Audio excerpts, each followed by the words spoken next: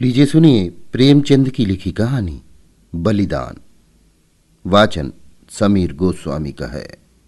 प्रेमचंद की आप अपनी पसंदीदा कहानियां अब सुन सकते हैं भारत की सबसे बड़ी पॉडकास्ट डायरेक्टरी हब हॉपर पे।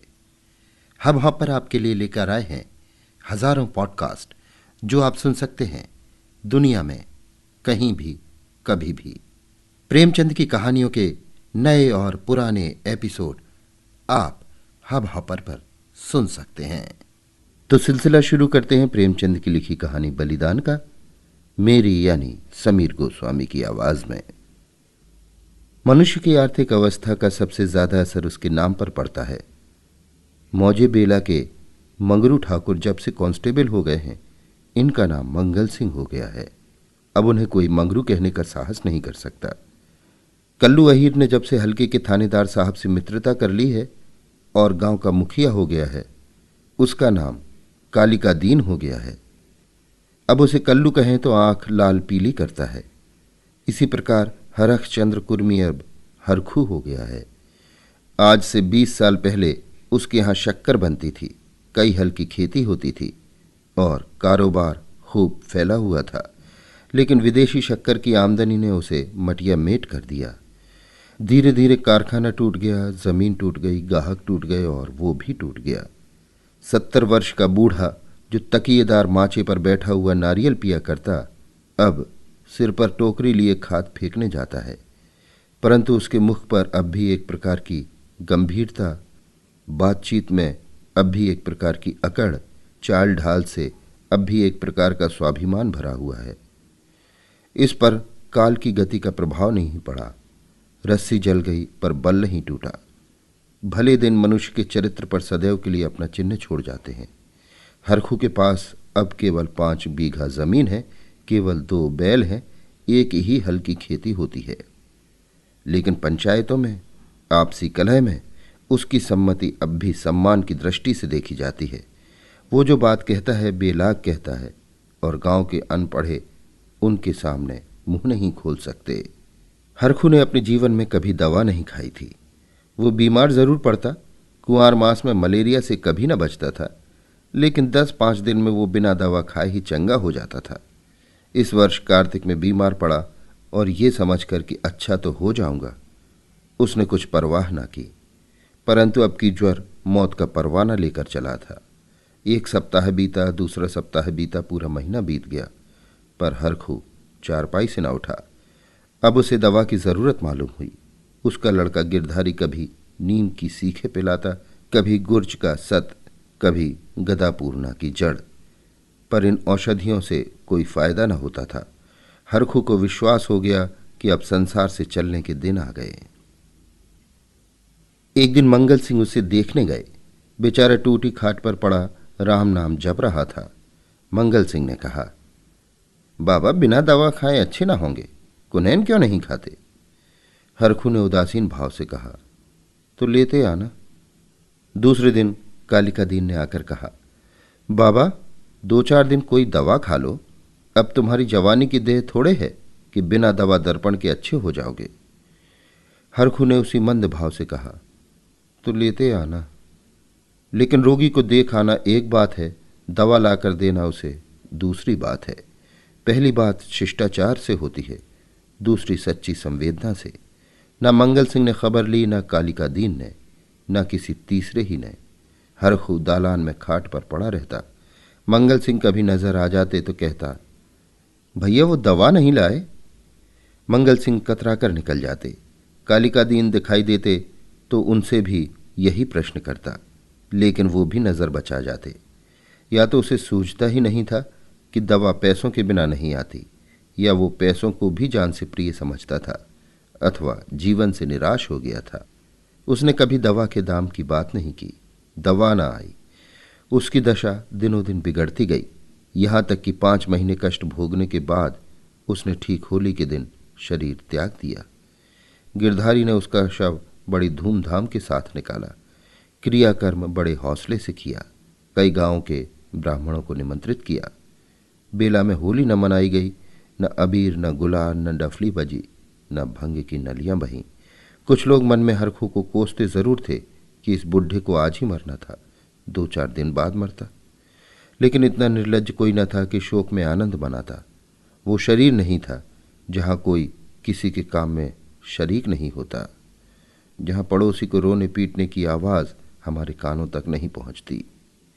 हरखू के खेत गांव वालों की नज़र में चढ़े हुए थे। 5 बीघा जमीन कुएं के निकट, खाद 5 से लदी हुई मेड़ बांध से ठीक थी। उनमें 3-3 फसलें पैदा होती थी। हरखू के मरते ही उन पर चारों ओर से धावे होने लगे। गिरधारी तो क्रियाकर्म में फंसा हुआ था, उधर गांव के मनचले किसान लाला ओंकार नाथ को चैन न लेने देते थे। नजराने की बड़ी बड़ी रकमें पेश हो रही थी। कोई साल भर का लगान देने पर तैयार था, कोई नजराने की दूनी रकम का दस्तावेज लिखने पर तुला हुआ था। लेकिन ओंकार नाथ सबको टालते रहते थे। उनका विचार था कि गिरधारी के बाप ने खेतों को 20 वर्ष तक जोता है, इसलिए गिरधारी का हक सबसे ज्यादा है। वो अगर दूसरों से कम भी नजराना दे तो खेत उसी को देने चाहिए। अस्तु, जब गिरधारी क्रियाकर्म से निवृत्त हो गया और उससे पूछा, खेती के बारे में क्या कहते हो? गिरधारी ने रोकर कहा, सरकार इन्हीं खेतों ही का तो आसरा है, जोतूंगा नहीं तो क्या करूंगा? ओंकार नाथ, नहीं, जरूर जोतो, खेत तुम्हारे हैं, मैं तुमसे छोड़ने को नहीं कहता। हरखू ने उसे 20 साल तक जोता, उन पर तुम्हारा हक है। लेकिन तुम देखते हो अब जमीन की दर कितनी बढ़ गई है। तुम 8 रुपये बीघे पर जोतते थे, मुझे 10 रुपये मिल रहे हैं, और नजराने के 100 अलग। तुम्हारे साथ रियायत करके लगान वही रखता हूं, पर नजराने के रुपए तुम्हें देने पड़ेंगे। गिरधारी, सरकार, मेरे घर में तो इस समय रोटियों का भी ठिकाना नहीं है, इतने रुपए कहां से लाऊंगा? जो कुछ जमा जथा थी दादा के काम में उठ गई। अनाज खलिहान में है, लेकिन दादा के बीमार हो जाने से उपज भी अच्छी नहीं हुई, रुपए कहां से लाऊं? ओंकार नाथ, ये सच है, लेकिन मैं इससे ज्यादा रियायत नहीं कर सकता। गिरधारी, नहीं सरकार, ऐसा ना कहिए, नहीं तो हम बिना मारे मर जाएंगे। आप बड़े होकर कहते हैं तो मैं बैल बछिया बेचकर 50 रुपये ला सकता हूं, इससे बेशी की हिम्मत मेरी नहीं पड़ती। ओंकार नाथ चिढ़कर बोले, तुम समझते होगे कि ये रुपए लेकर हम अपने घर में रख लेते हैं और चैन की बंशी बजाते हैं, लेकिन हमारे ऊपर जो गुजरती है हम ही जानते हैं। कहीं ये चंदा, कहीं वो चंदा, कहीं ये नज़र, कहीं वो नज़र, कहीं ये इनाम, कहीं वो इनाम, इनके मारे कचूमर निकल जाता है। बड़े दिन में सैकड़ों रुपए डालियों में उड़ जाते हैं। जिसे डाली न दो वही मुंह फुलाता है। जिन चीज़ों के लिए लड़के तरस कर रह जाते हैं उन्हें बाहर से मंगवा कर डालियाँ सजाता हूँ। उस पर कभी कानून गो आ गए, कभी तहसीलदार, कभी डिप्टी साहब का लश्कर आ गया, सब मेरे मेहमान होते हैं। अगर ना करूं तो नक्कू बनूं और सबकी आंखों में कांटा बन जाऊं। साल में 1000-1200 मोदी को इसी रसद खुरात के मद में देने पड़ते हैं। ये सब कहाँ से आए? बस यही जी चाहता है कि छोड़कर चला जाऊं, लेकिन हमें परमात्मा ने इसलिए बनाया है कि एक से रुपया सता कर ले और दूसरे को रो रो कर दे। यही हमारा काम है। तुम्हारे साथ इतनी रियायत कर रहा हूं, मगर तुम इतनी रियायत पर भी खुश नहीं होते तो हरी इच्छा। नजराने में 1 पैसे की भी रियायत न होगी। अगर 1 हफ्ते के अंदर रुपए दाखिल करोगे तो खेत जोतने पाओगे, नहीं तो नहीं। मैं कोई दूसरा प्रबंध कर लूंगा। गिरधारी उदास और निराश होकर घर आया। 100 रुपये का प्रबंध करना उसके काबू से बाहर था।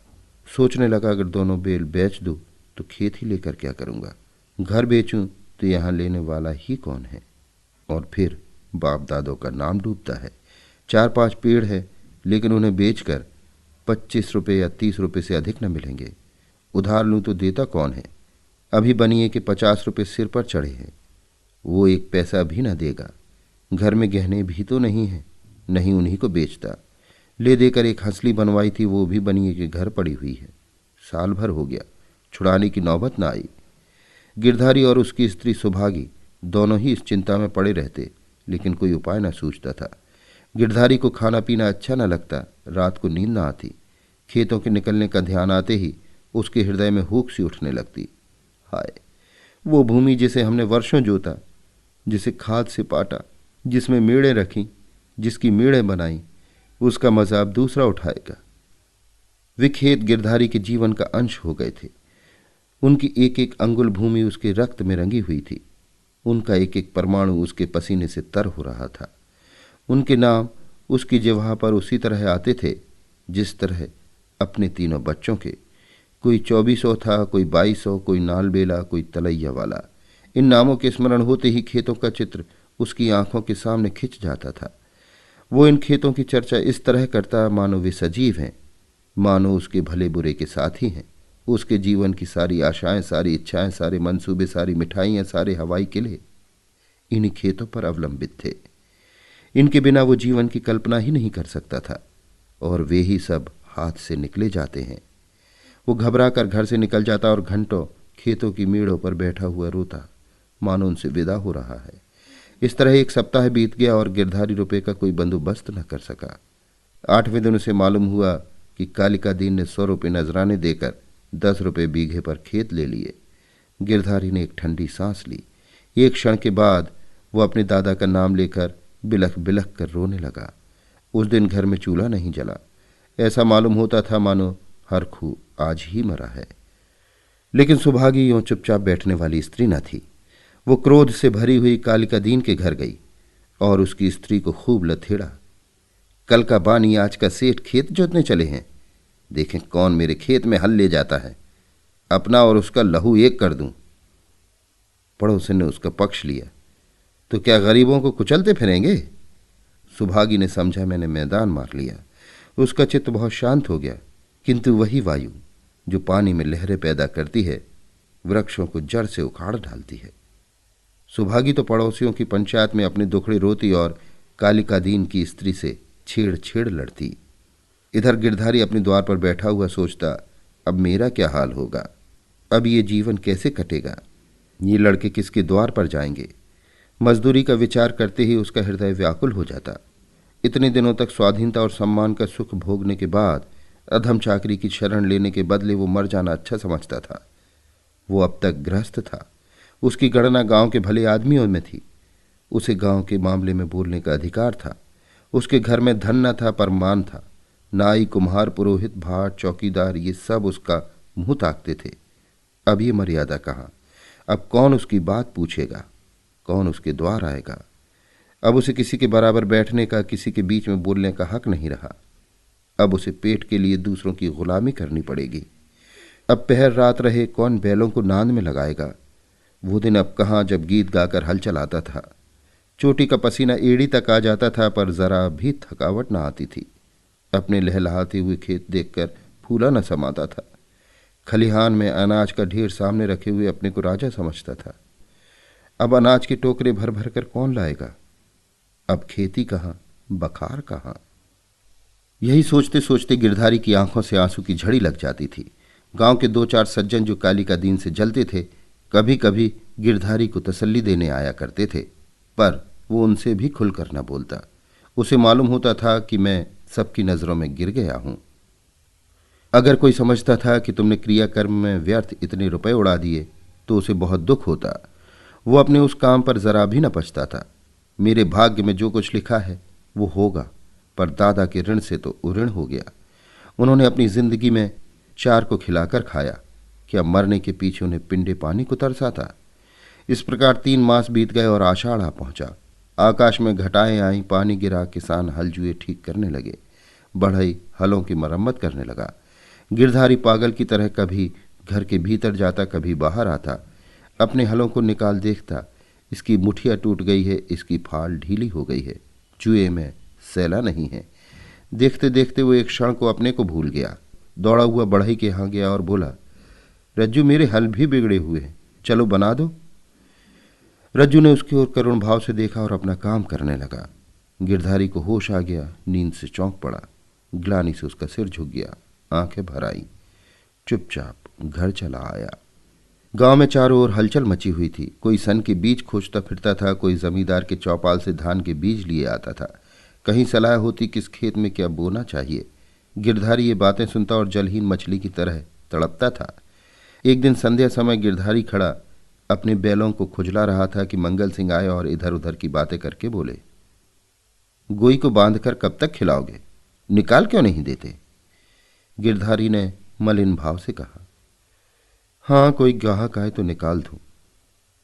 मंगल सिंह, एक गाहक तो हम ही है, हम ही को दे दो। गिरधारी अभी कुछ उत्तर न देने पाया था कि तुलसी बनिया आया और गरज कर बोला, गिरधारी तुम्हें रुपए देने हैं कि नहीं, वैसा कहो। 3 महीने से हील हवाला करते चले आते हो, अब कौन खेती करते हो कि तुम्हारी फसल को अगोरे बैठ रहे। गिरधारी ने दीनता से कहा, साह, जैसे इतने दिनों माने हो, आज और मान जाओ, कल तुम्हारी एक एक कौड़ी चुका दूंगा। मंगल और तुलसी ने इशारों से बातें की और तुलसी भुनभुनाता हुआ चला गया। तब गिरधारी मंगल सिंह से बोला, तुम इन्हें ले लो तो घर के घर ही में रह जाओ, कभी कभी आंख से देख तो लिया करूंगा। मंगल सिंह, मुझे अभी कोई ऐसा काम नहीं, लेकिन घर पर सलाह करूंगा। गिरधारी, मुझे तुलसी के रुपए देने हैं, नहीं तो खिलाने को तो भूसा है। मंगल सिंह, ये बड़ा बदमाश है, कहीं नालिश ना कर दे। सरल हृदय गिरधारी धमकी में आ गया। कार्यकुशल मंगल सिंह को सस्ता सौदा करने का अच्छा सुअवसर मिला। 80 रुपए की जोड़ी 60 में ठीक कर ली। गिरधारी ने अब तक बैलों को ना जाने किस आशा से बांध कर खिलाया था, आज आशा का वो कल्पित सूत्र भी टूट गया। मंगल सिंह गिरधारी की खाट पर बैठे रुपए गिन रहे थे और गिरधारी बैलों के पास विषादमय नेत्रों से उनके मुंह की ओर ताक रहा था। आह, ये मेरे खेतों के कमाने वाले, मेरे जीवन के आधार, मेरे अन्नदाता, मेरी मान मर्यादा की रक्षा करने वाले, जिनके लिए पहर रात से उठकर छांटी काटता था, जिनके खलीदाने की चिंता अपने खाने से ज्यादा रहती थी, जिनके लिए दिन भर हरियाली उखाड़ा करता था। ये मेरी आशा की 2 आंखें, मेरे इरादे के 2 तारे, मेरे अच्छे दिनों के 2 चिन्ह, मेरे 2 हाथ अब मुझसे विदा हो रहे हैं। जब मंगल सिंह ने रुपए गिनकर दिए और बैलों को ले चले, तब गिरधारी उनके कंधों पर सिर रखकर खूब फूट फूट कर रोया। जैसा कन्या मायके से विदा होते समय माँ बाप के पैरों को नहीं छोड़ती, उसी तरह गिरधारी इन बैलों को न छोड़ता था। सुभागी भी दालान में पड़ी रो रही थी और छोटा लड़का मंगल सिंह को एक बांस की छड़ी से मार रहा था। रात को गिरधारी ने कुछ नहीं खाया, चारपाई पर पड़ रहा। प्रातःकाल सुभागी चिलम भरकर ले गई तो वो चारपाई पर न था। उसने समझा कहीं गए होंगे, लेकिन जब 2-3 घड़ी दिन चढ़ाया और वो न लौटा तो उसने रोना धोना शुरू किया। गांव के लोग जमा हो गए, चारों ओर खोज होने लगी, पर गिरधारी का पता न चला। संध्या हो गई थी, अंधेरा छा रहा था। सुभागी ने दिया जलाकर गिरधारी के सिरहाने रख दिया और बैठी द्वार की ओर ताक रही थी कि सहसा उसे पैरों की आहट मालूम हुई। सुभागी का हृदय धड़क उठा। वो दौड़कर बाहर आई, इधर उधर ताकने लगी। उसने देखा कि गिरधारी बैलों की नांद के पास सिर झुकाए खड़ा है। सुभागी बोली, घर आओ, वहां खड़े क्या कर रहे हो, आज सारे दिन कहाँ रहे। ये कहते हुए वो गिरधारी की ओर चली। गिरधारी ने कुछ उत्तर न दिया। वो पीछे हटने लगा और थोड़ी दूर जाकर गायब हो गया। सुभागी चिल्लाई और मूर्छित होकर गिर पड़ी। दूसरे दिन कालिका दीन हल लेकर अपने नए खेत पर पहुंचे। अभी कुछ अंधेरा था। वो बैलों में हल लगा रहे थे कि एकाएक उन्होंने देखा कि गिरधारी खेत की मेड़ पर खड़ा है। वही मिर्जई, वही पगड़ी, वही सोटा। कालिका दीन ने कहा, अरे गिरधारी, मर्दे आदमी तुम यहां खड़े हो और बेचारी सुभागी हैरान हो रही है, कहां से आ रहे हो। ये कहते हुए बैलों को छोड़कर गिरधारी की ओर चले। गिरधारी पीछे हटने लगा और पीछे वाले कुएं में कूद पड़ा। कालिका दीन ने चीख मारी और हल बैल वहीं छोड़कर भागा। सारे गांव में शोर मच गया। लोग नाना प्रकार की कल्पनाएं करने लगे। कालिका दीन को गिरधारी वाले खेतों में जाने की हिम्मत न पड़ी। गिरधारी को गायब हुए 6 महीने बीत चुके हैं। उसका बड़ा लड़का भी एक ईंट के भट्टे पर काम करता है और 20 रुपये महीने घर आता है। अब वो कमीज और अंग्रेजी जूता पहनता है। घर में दोनों जून तरकारी पकती है और जौ के बदले गेहूं खाया जाता है, लेकिन गांव में उसका कुछ भी आदर नहीं। वो अब मजूर है। सुभागी अब पराए गांव में आए कुत्ते की भांति दबकती फिरती है। वो अब पंचायत में भी नहीं बैठती। वो अब मजूर की माँ है। कालिका दीन ने गिरधारी के खेतों से इस्तीफा दे दिया है, क्योंकि गिरधारी अभी तक अपने खेतों के चारों तरफ मंडराया करता है। अंधेरा होते ही वो मेड़ पर आकर बैठ जाता है और कभी कभी रात को उधर से उसके रोने की आवाज़ सुनाई देती है। वो किसी से बोलता नहीं, किसी को छेड़ता नहीं। उसे केवल अपने खेतों को देखकर संतोष होता है। दिया जलने के बाद उधर का रास्ता बंद हो जाता है। लाला ओंकारनाथ बहुत चाहते हैं कि ये खेत उठ जाए, लेकिन गांव के लोग उन खेतों का नाम लेते डरते हैं। अभी आप सुन रहे थे प्रेमचंद की लिखी कहानी बलिदान। वाचन समीर गोस्वामी का था।